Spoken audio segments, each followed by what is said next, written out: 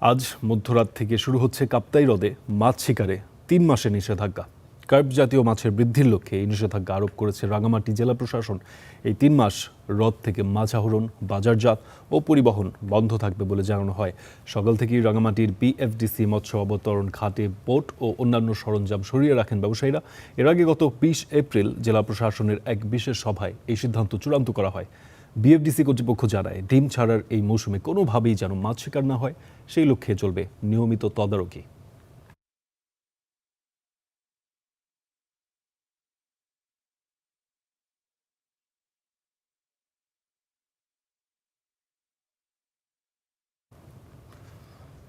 খাগড়াছড়ির মহালছড়ির একটি অংশ যুক্ত কাপ্তাই হ্রদের সাথে।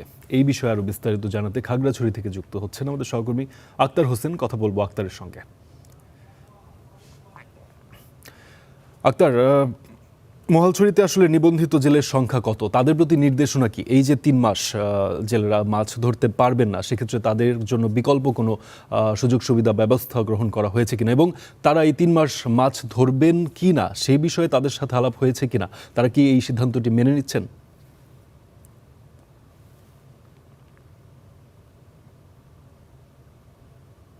পার্টিন দক্ষিণ এশিয়ার সবচেয়ে বড় যে কৃত্রিম জলাধার সেটি হচ্ছে কাপ্তাই হ্রদ। সেই কাপ্তাই হ্রদের একটি অংশ রয়েছে কিন্তু খাগড়াছড়ির মহালছড়ি উপজেলায়। আমি এখন যে জায়গাটিতে আছি সেটি হচ্ছে কাপ্তাই হ্রদের ৪টি মৎস্য অবতরণ কেন্দ্র রয়েছে, তার মধ্যে একটি কেন্দ্র এবং ৩টি উপকেন্দ্র, এবং ৩টি উপকেন্দ্রের মধ্যে একটি হচ্ছে মহালছড়ি।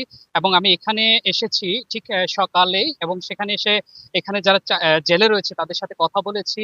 এবং এখানে নিবন্ধিত, অর্থাৎ সরকার কর্তৃক নিবন্ধিত জেলের সংখ্যা হচ্ছে ১৫৯১ জন।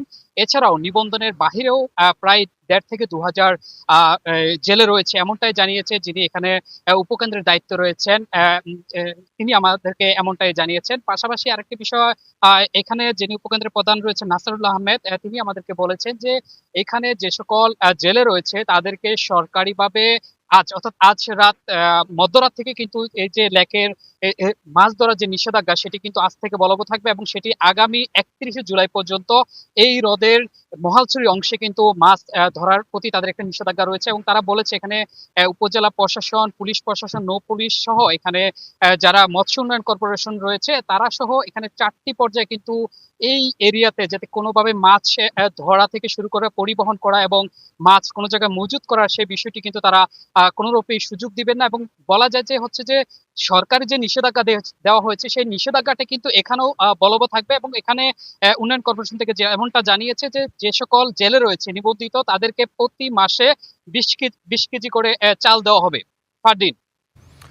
জি আক্তার, যেটি বুঝতে পারলাম প্রশাসনের পক্ষ থেকে বেশ শক্তভাবেই এই ৩ মাস এই নিষেধাজ্ঞা আরোপিত থাকবে, এবং যে জেলেরা আছেন তাদেরকে কিছুটা বিকল্প, তাদের জন্য সুযোগ সুবিধা তাদের দেওয়া হবে। আপনাকে অসংখ্য ধন্যবাদ আমাদের সঙ্গে যোগ দেওয়ার জন্য।